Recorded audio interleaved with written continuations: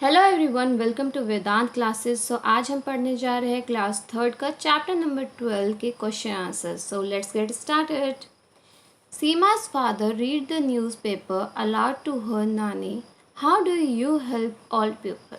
कि जो सीमा के फादर है वो रोज़ सुबह सीमा की नानी को न्यूज़पेपर पढ़कर सुनाते हैं।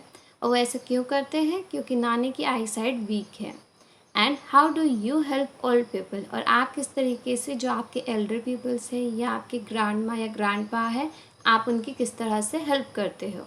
सो I help my grandmother in remembering to take her medicines. कि मैं अपनी ग्रैंड मदर की हेल्प करती हूँ उनको याद दिलाने में कि वो अपनी दवाई लेना टाइम से भूल ना जाए। ओल्ड पीपल लाइक सीमा's दादी needs our special care and attention. जो ओल्ड पीपल होते हैं, जो हमारे ग्रैंड पेरेंट्स की एज के होते हैं, उन लोगों को बहुत ही स्पेशल केयर चाहिए होती है। जैसे एक छोटा बच्चा होता है, उसकी रेयरिंग केयरिंग, उसकी देखभाल होती है, उसी तरीके से जो आपके दादा दादी है उनको भी उतना ही अटेंशन चाहिए होता है। They have a weak listening ability, weak eye sight. और उम्र के साथ साथ उनकी जो आँखों की देखने की रोशनी है और जो कानों की सुनने की है वो कम हो जाती है और उनको थोड़ा कम सुनने और दिखने लगता है। They can help by providing hearing aids, suitable spectacles, etc. to overcome their problems related to hearing and watching. तो आप क्या कर सकते हो, किस तरीके से उनकी हेल्प कर सकते हो। अगर उनको सुनाई कम देता है तो आप उन्हें हेयरिंग एड्स दे सकते हो, कान की मशीन दे सकते हो ताकि उन्हें अच्छे से सुनाई दे। अगर उनको दिखाई कम देता है तो आप क्या कर सकते हो, आप उन्हें चश्मा लगा सकते हो, उनको चश्मा दे सकते हो ताकि उनको अच्छे से क्लियरली दिखे आसपास का। We can aware them what is going on in their surrounding daily। और हम उन्हें ये भी बता सकते हैं कि उनके आसपास क्या क्या चीज़ें हो रही है, क्योंकि उनकी आई साइट वीक होती है, वो हर चीज़ नहीं देख पाते। तो आप उन्हें ऐसे हेल्प कर सकते हो।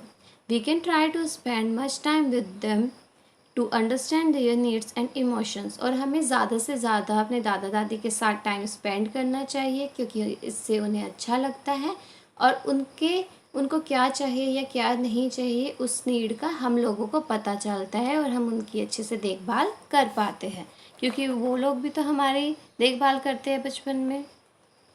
Now what kind of a problem do people have in a old age. कि जैसे जैसे हम लोगों की उम्र बढ़ती है तो उस टाइम पे क्या क्या प्रॉब्लम्स जो है वो बूढ़े लोगों को होती है। तो people suffer from a many problems in a old age. की बहुत सारी प्रॉब्लम्स जो है वो सफ़र करनी पड़ती है हमें ओल्ड एज में। Their body becomes weak and frail, teeth loose, they suffer from a body aches and diseases and face difficulty in doing their activities like walking, eating, listening. Their vision also decrease with age। तो उनको क्या क्या problem होती है कि जो बड़े बुज़ुर्ग लोग होते हैं उनकी बॉडी जो है वो वीक हो जाती है, उनको बहुत जगहों पे दर्द होने लगता है, उनके जो टीथ है, उनके जो दांत है वो ढीले हो जाते हैं, तो वो लोग खा नहीं पाते अच्छे से। और उनको जो हमारे रोज़ के काम में जैसे चलना है, खाना है, सुनना है, इन सब में भी उनको बहुत प्रॉब्लम आने लगती है, वो क्लियरली ये काम नहीं कर पाते और उनको सपोर्ट की ज़रूरत पड़ती है। इवन उनका जो आई साइड है वो भी कम हो जाता है, जिसकी वजह से उन्हें धुंधला दिखने लगता है। तो दे नीड आर कॉन्शियसनेस। हम लोग अगर उनकी हेल्प करते हैं तो उनको अच्छा लगता है। नाउ हाउ डज रवि भैया comes to know so many things without saying.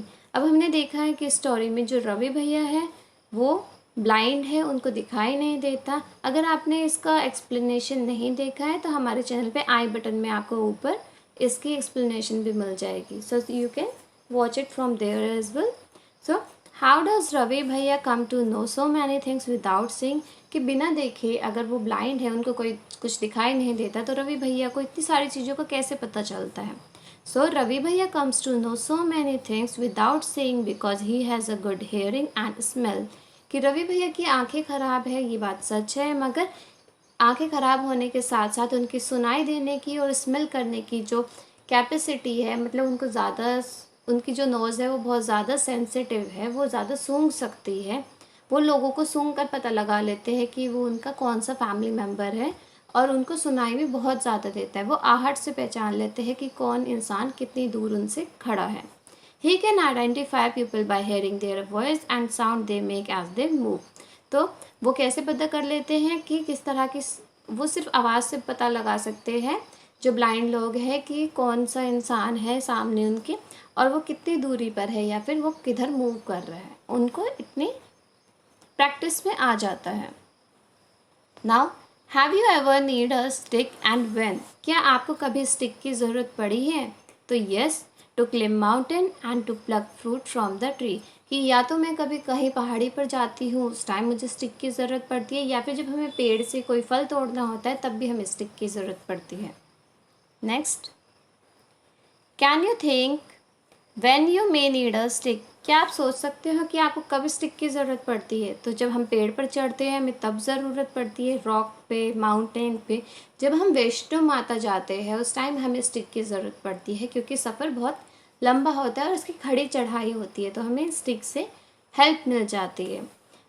And I may also need a stick if I had a some injury in the leg, अगर पैर में हमारे कोई चोट लग जाती है तब हमें स्टिक की ज़रूरत पड़ती है, या फिर जब हम ओल्ड हो जाते हैं तो उसके लिए हमें एक सपोर्ट के लिए भी स्टिक की ज़रूरत पड़ती है। Now how do we help those people who can not see, अब हम उन लोगों की हेल्प कैसे कर सकते हैं जिनको दिखाई नहीं देता? You can see in a picture as well कि यहाँ पर एक छोटी सी बच्ची है जो कि एक ब्लाइंड बच्चे की हेल्प कर रही है। So by helping them cross the roads and climbing stairs, कि जिन लोगों को दिखाई नहीं देता हम उन्हें रोड क्रॉस करा सकते हैं, हम उन्हें सीढ़ी चढ़ने में हेल्प करा सकते हैं, मेट्रो से उतरने में हेल्प करा सकते हैं। We should make them aware of their surrounding, हम उन्हें सराउंडिंग के आसपास, उनके आसपास क्या चीज़ हो रही है, क्योंकि उन्हें दिखाई नहीं देता, हम उन लोगों को ये सब चीज़ें बता सकते हैं। और हमें मेन चीज़, हमें उनकी रिस्पेक्ट करनी चाहिए, ना कि उनका कभी मजाक नहीं उड़ाना चाहिए, बिकॉज वो लोग सफ़र कर रहे हैं किसी प्रॉब्लम से मगर फिर भी वो कितने आराम से अपनी लाइफ को जी रहे हैं, तो हमें उनकी रिस्पेक्ट करनी चाहिए। Is there any member in your family who cannot see, speak or hear? Do you know any such person? How do people help them in their work? कि क्या आपकी फैमिली में कोई ऐसा इंसान है जिसको या तो सुनाई नहीं देता या जो बोल नहीं पाता? तो अगर है तो कौन है? And how do people help them, और उस अगर है तो उनको किस तरीके से आप लोग हेल्प करते हो? सो No, there is no such person in my family, but my grandma uses lenses. तो मेरी फैमिली में ऐसा कोई इंसान नहीं है जिसको सुनाई ना दे या जो बोल ना पाए, और मेरी जो ग्रैंड मदर है, जो मेरी दादी है, वो लेंसेज यूज़ करती है क्योंकि उनकी आई साइड वीक है। You read in the story that Ravi Bhaiya cannot see, but he does all his work on his own. He studied from a different kind of a books. To understand how he is able to do his work, close your eyes and play the game. तो अभी आपको एक game खिलाएंगे। तो इन्होंने बोला कि आपने देखा है कि रवि भैया को दिखाई नहीं देता था मगर फिर भी वो हर तरह का काम कर पाते थे, वो अलग अलग तरीके की बुक भी पढ़ पाते थे। अब ये समझने के लिए कि वो ये सब काम कैसे करते थे, आपके लिए एक गेम है। तो अब एक गेम खेलते हैं। गेम का नाम है blind fold. Blindfold any one child in the group, one by one the other children come to him or her quietly.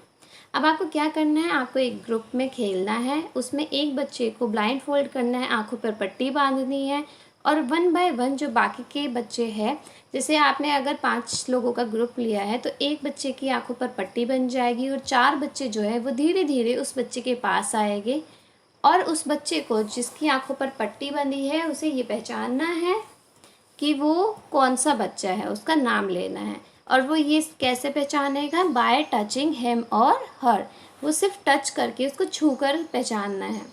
Take care not to make any sound, do you know why, और आपको जब भी उन बच्चों को blind fold वाले बच्चे के पास, मतलब आँख जिसकी पट्टी बंधी हुई है उस बच्चे के पास आना है, तो उनको शोर नहीं मचाना है, किसी भी तरह की आवाज़ नहीं निकालनी। अब इन्होंने बोला है कि आवाज़ नहीं निकालनी, तो आवाज़ क्यों नहीं निकालनी?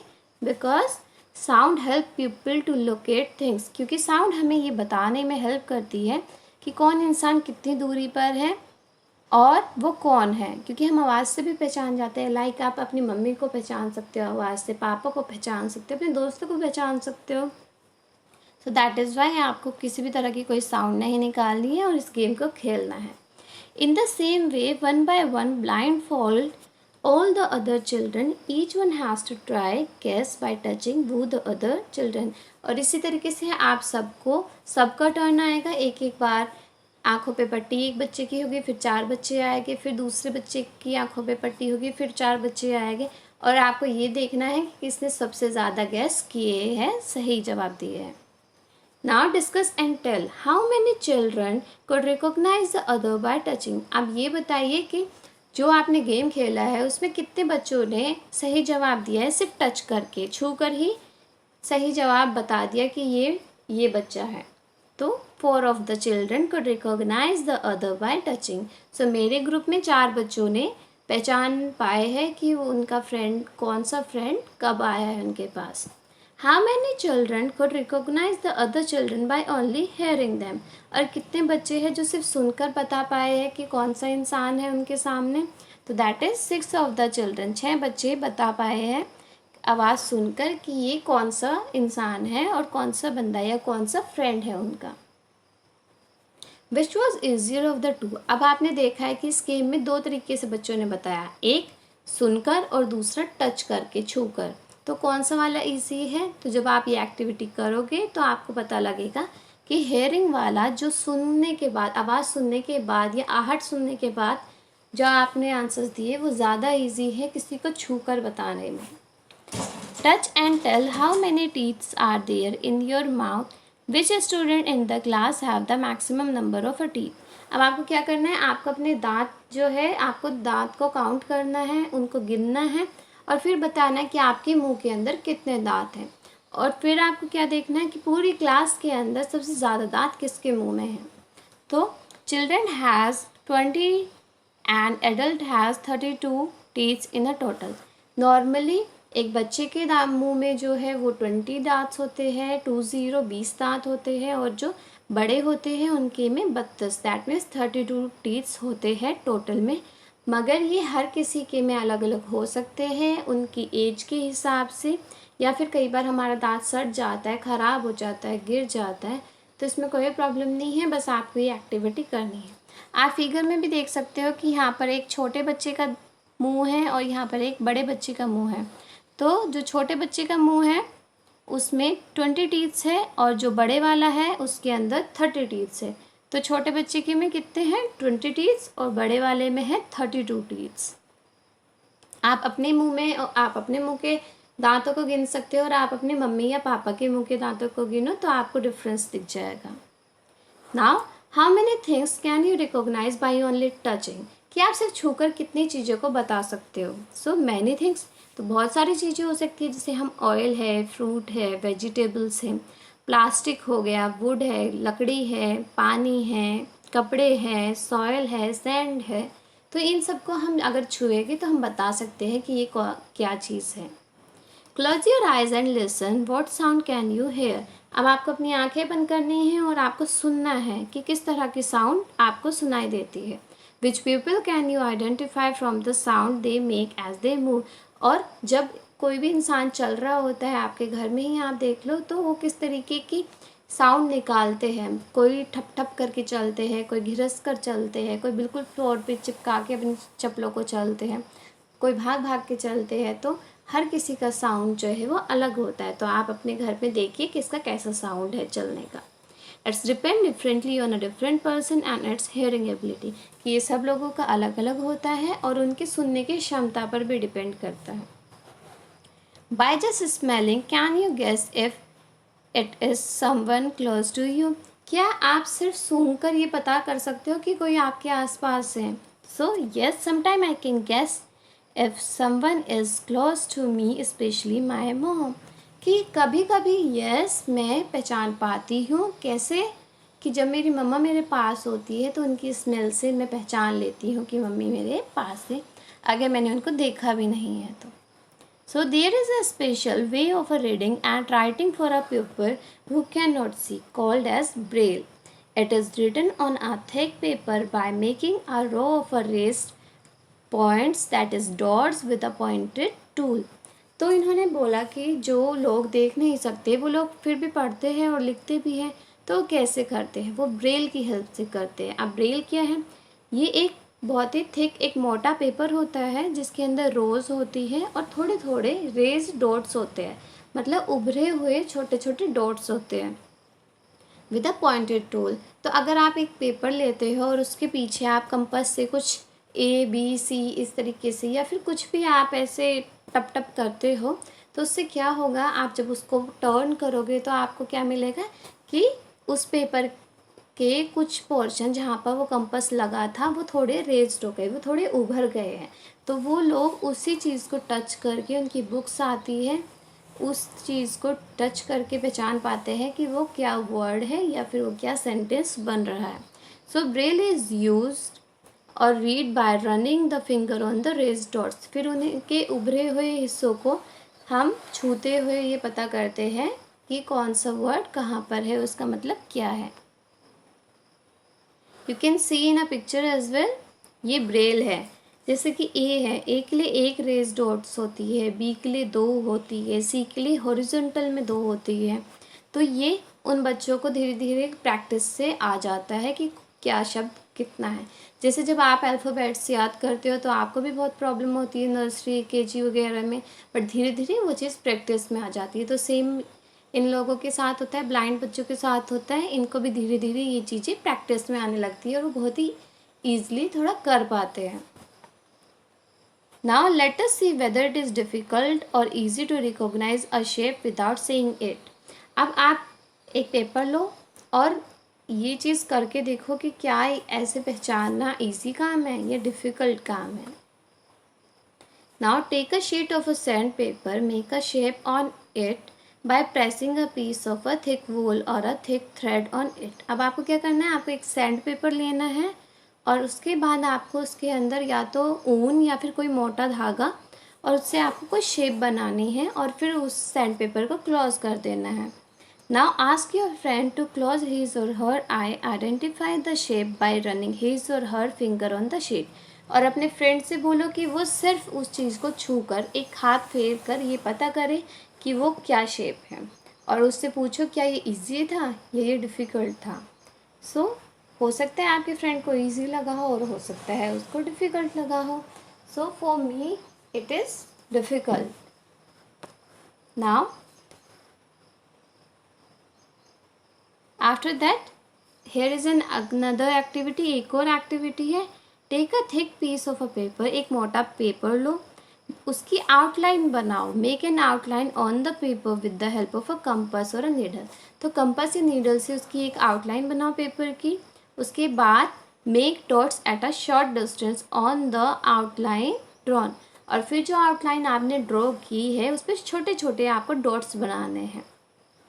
You can see that the paper is raised on the other side, और जब आप उसको पलटोगे तो आप क्या देखोगे कि वहाँ पे थोड़ा थोड़ा उभरे हुए, जहाँ पर आपने कंपास मारा हुआ है वहाँ पे थोड़ा थोड़ा उभरी हुई चीज़ें, उभरा हुआ पेपर आता है।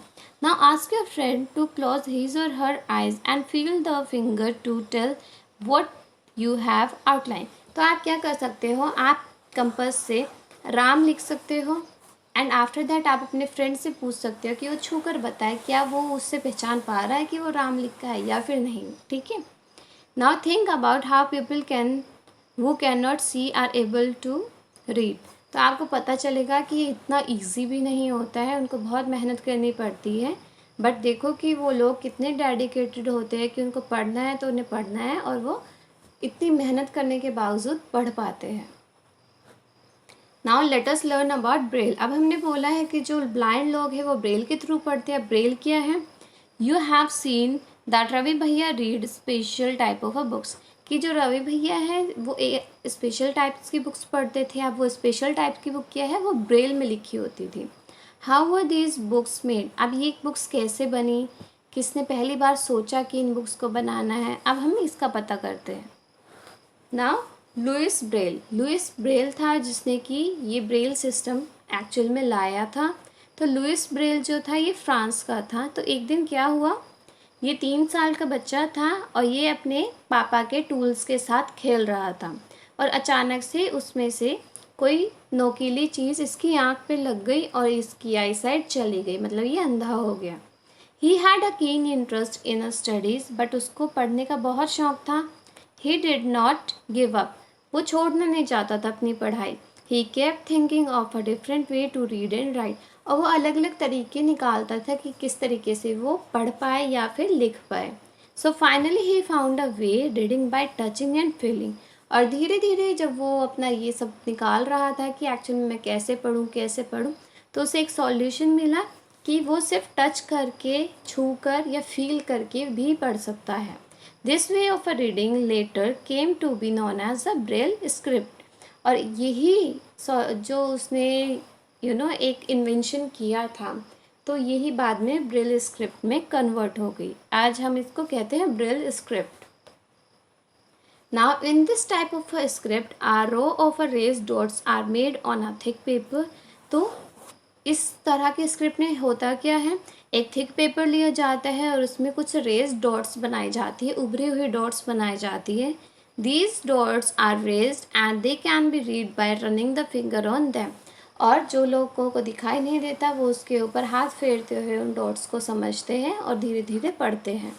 This script is based on 6 points, और ये स्क्रिप्ट जो है ये 6 पॉइंट्स के ऊपर बनी हुई है। किसी में कोई उभरा हुआ है, किसी में कोई उभरा हुआ है, तो वो धीरे धीरे ये चीज़ याद करते हैं। The Braille script has undergo many changes these days, this has made reading and writing simpler, और इसके वजह से आजकल जो लोग ब्लाइंड है वो लोग भी पढ़ पाते हैं और लिख पाते हैं।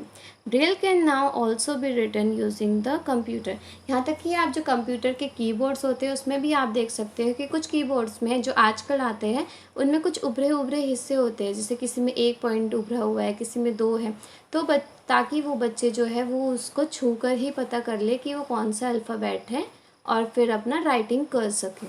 उनकी ईजी करने के लिए एक एफर्ट लिया है लोगों ने। So thank you for watching. I hope आपको चैप्टर समझ में आया होगा। अगर you had any kind of a problem so you can ask me, and अगर आपने अभी तक वेदांत क्लासेस को सब्सक्राइब नहीं किया है तो subscribe my channel as well. और thank you for watching. God bless you all.